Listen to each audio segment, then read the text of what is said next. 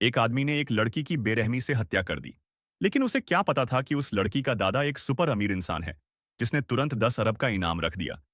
सिर्फ उसकी जान खरीदने के लिए शुरुआत में उसे कोई फर्क नहीं पड़ा। वह अपने एक दोस्त के घर छिपकर पुलिस से बच रहा था, लेकिन अचानक उसने देखा कि उसे खाना देने आए दोस्त के चेहरे के भाव कुछ अजीब हो गए हैं।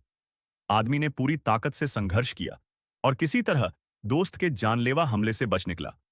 तब उसे मामले की गंभीरता समझ आई और वह तुरंत पुलिस से सुरक्षा पाने के लिए थाने जाकर आत्मसमर्पण कर देता है।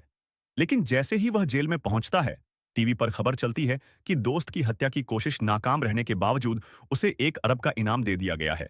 यह खबर फैलते ही पुलिस स्टेशन में भी हड़कंप मच जाता है। एक पुलिस वाला खंजर निकालकर उस पर पागलों की तरह हमला कर देता है, लेकिन साथ ही पुलिसकर्मी उसे रोक लेते हैं। घायल आदमी को तुरंत अस्पताल ले जाया जाता है, लेकिन तभी एक नर्स चुपचाप सिरिंज में जहर मिला देती है। सौभाग्य से पुलिस वक्त रहते देख लेती है और उसकी जान फिर बच जाती है। इन घटनाओं की श्रृंखला से पुलिस के उच्च अधिकारी घबरा जाते हैं और देश के सबसे बेहतरीन अफसरों को तैनात कर निजी विमान से आरोपी को टोक्यो ले जाकर मुकदमा चलाने का फैसला करते हैं। लेकिन उड़ान से पहले ही खबर आती है कि जिस विमान से उन्हें जाना था, उसके साथ एयरपोर्ट के एक मैकेनिक ने छेड़छाड़ कर दी है, इसलिए योजना बदलनी पड़ती है। कानून की गरिमा बनाए रखने के लिए सैकड़ों पुलिस गाड़ियां और हजारों पुलिसकर्मी मिलकर उन्हें सड़क मार्ग से टोक्यो ले जाने निकलते हैं। फिर भी कुछ दूर जाने के बाद ही एक तेल से भरा ट्रक उल्टी दिशा से आता हुआ काफिले में घुस जाता है। अपराधी के करीब पहुंचते देख शुआई दौड़ते हुए पुलिस कार पर चढ़ जाता है और ड्राइवर पर अंधाधुंध गोलियां चलाता है। लेकिन तभी ड्राइवर विस्फोट का बटन दबा देता है। गनीमत रहती है कि शुआई समय रहते कूद जाता है और बाल बाल बच जाता है।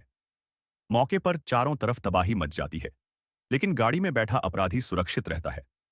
अभी सभी ने राहत की सांस भी नहीं ली थी कि शियाओबाई को पता चलता है कि उनकी लोकेशन एक वेबसाइट पर लीक हो चुकी है। इसके बाद दो स्पेशल फोर्स के जवान जांच के बहाने आते हैं, लेकिन दरवाजा खुलते ही गाड़ी में घुसकर अपराधी पर ताबड़तोड़ फायरिंग शुरू कर देते हैं। सौभाग्य से गाड़ी में मौजूद लोग बेहद फुर्तीले होते हैं और जल्दी ही दोनों को काबू में कर लेते हैं। वहीं लाशी बुलेट प्रूफ जैकेट पहनने की वजह से किसी तरह बच जाता है। हालात बेकाबू होते देख उच्च अधिकारी तुरंत योजना